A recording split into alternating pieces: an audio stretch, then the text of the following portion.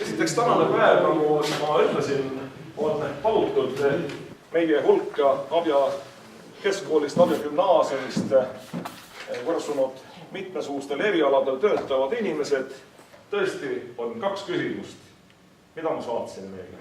Elu võimalikkusest maal ja harituse omandamisest tänapäeva väikekoolides.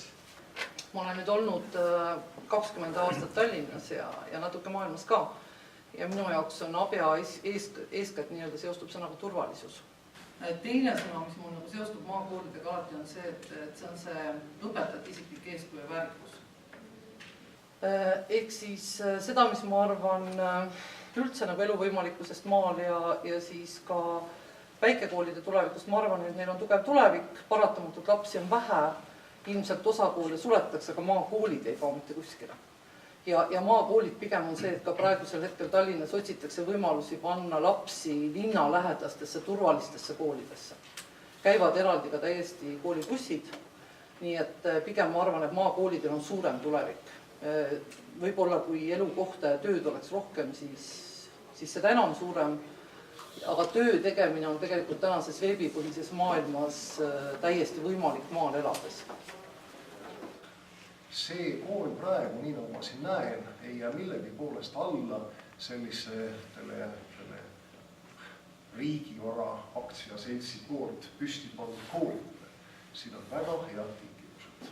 Me võime tõesti öelda, et meil on hirmus kõva kool, aga kui see kooli ümbrus ja see elukeskkond on selline nõrgapoolne, siis on täpselt see sama pealkiri, mis tänases Postimehes oli, et väiksed koolid jooksevad tühjaks. Miks nad jooksevad tühjaks? Üks asi on tõesti see, et suured koolid tõmbavad ära, teine asi on see, et kui ei ole elukeskkonda. Ja see on nüüd selline teine pool sellest asjast, mida ma kindlasti tahaks ka nagu kõrvaltvaatajana öelda, et see on läinud paremaks, aga ma loodan, et see läheb veel paremaks. Eks nende väikestel koolidel kindlasti on koht olemas. Abja on sellises imelikus kohas, et ma ei tea, sinna Viljandisse ju võib käia. Aga see 35 kilomeetrit on selline, ütleme, tunnikene, 3 tundi ühte suunda, 3 tundi teist suunda iga päev. Ma ei tea, kas õpilased tahavad seda teha. Ja, aga see Mulgimaa lõuna ots kindlasti siin on vaja sellist kooli. Teine asi, mis ma siin vaatan ja näen, on see, et meil on siin neid kooli mitu. Ja need mulgid, sunnikud ei taha omavahel kokku leppida üldse. Need karksimulgid ja allistemulgid, eks ole. Te peaksite natuke kokku leppima omavahel. Siis ei saa mulke vastu mitte keski, eks ole.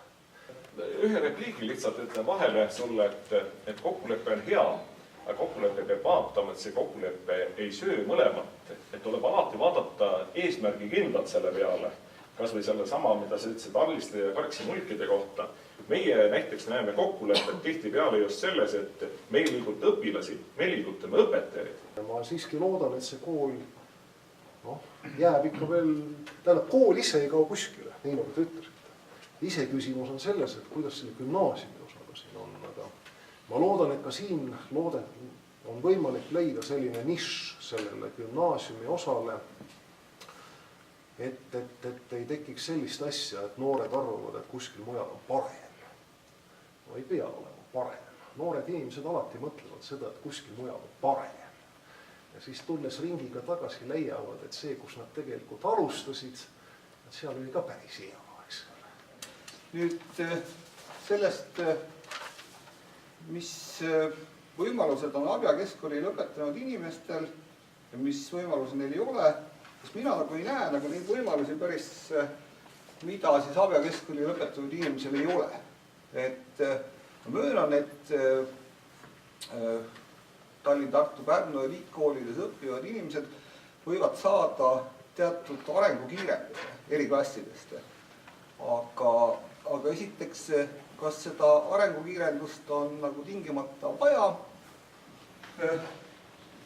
Et loomulikult Abja keskkool ei suuda anda ettevalmistust kõikideks elukutseteks. See on mõeldamatu ja minu arvates oled Abja kool päris õige ja loogilise nissi leida. Võtame näiteks mul oma laps õppis siis erinevates kooliastmetes, mis ta õppis 6 keelt. aga paraku olid need enamikad õppimised olid nagu sellised nuusutamised. Ja ma praegu nagu vaatan seda korralikult ikkagi oskab ainult inglise keele. Kahju, et vene keelt ei oska. Võib-olla oleks nagu midagi kasu sellest, ehkki ta seda natuke õppinud on. Noh, see, et mingites koolides õpetatakse ja peibutatakse lapsi, noh, ma ei tea, hiina keelega või prantsuse keelega, no ega selle paari aastaga nagu seda keelt ikka selgeks ei õpi. Kindlasti peaks see, mis seda elu siin edasi viib, olema midagi muud või kindlasti mitte väänema siis sellele, mis ta võib-olla oli siin 30 või 40 aastat tagasi kõige olulisem.